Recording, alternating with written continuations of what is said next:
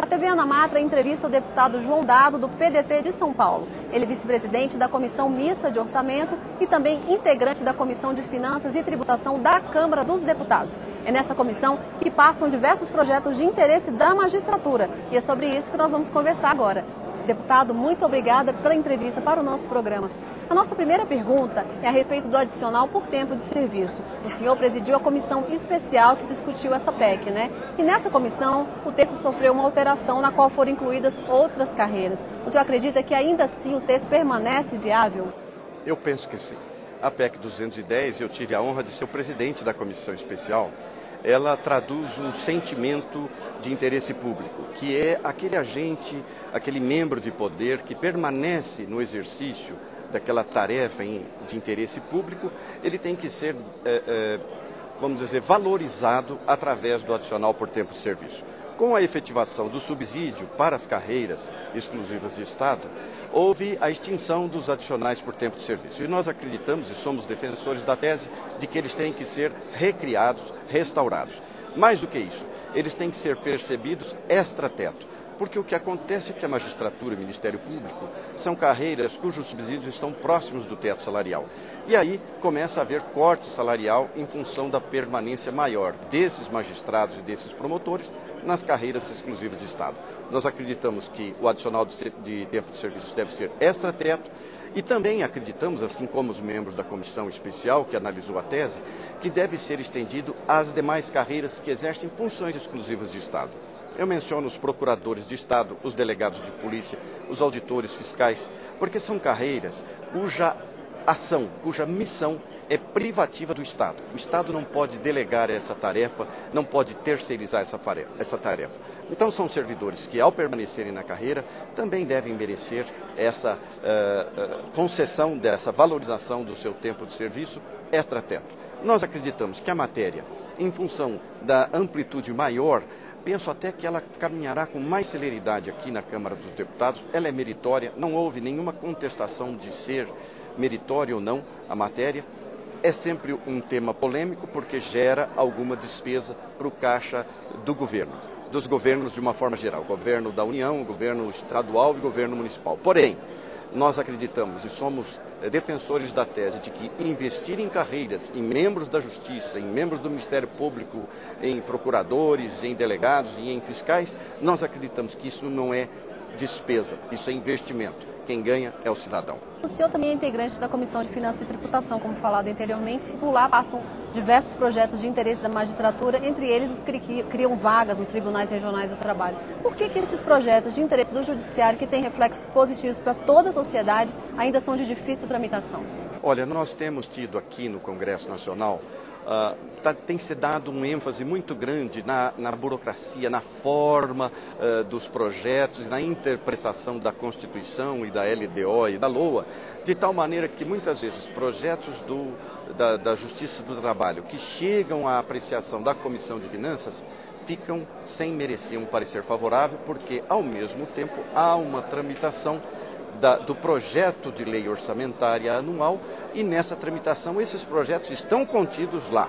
Nós fizemos e defendemos uma tese lá na Comissão de Finanças e Tributação, tese essa que se baseou na prevalência do interesse público sobre a interpretação da lei.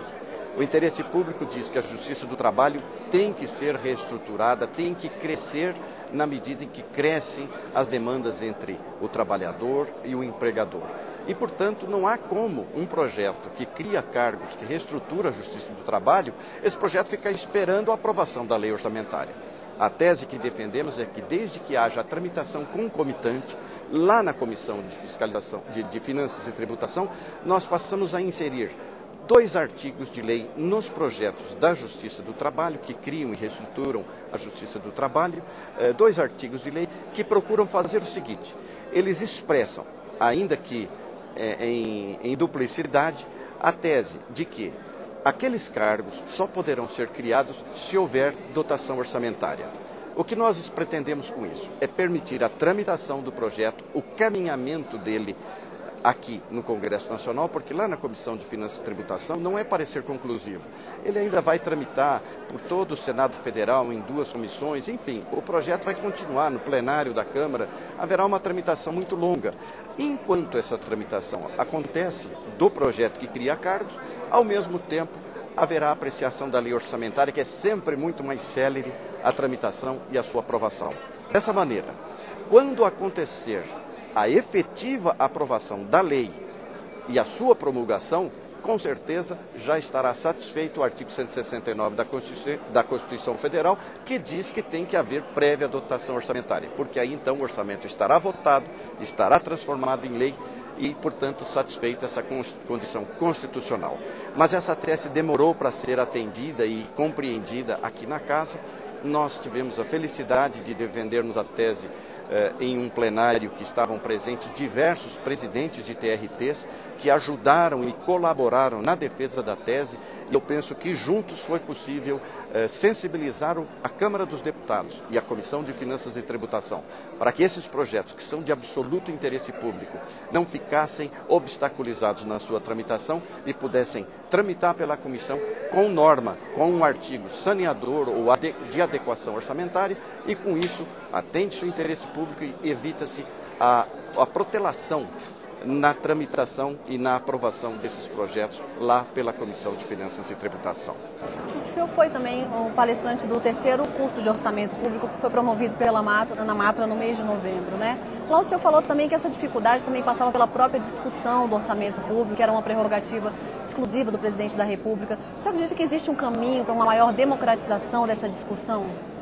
Pois é, nós temos que compreender que quando existe, por exemplo, excedentes de receitas por parte do Poder Judiciário, é fundamental que o Poder Judiciário intervenha na peça orçamentária e faça a reclamação do que lhe é direito.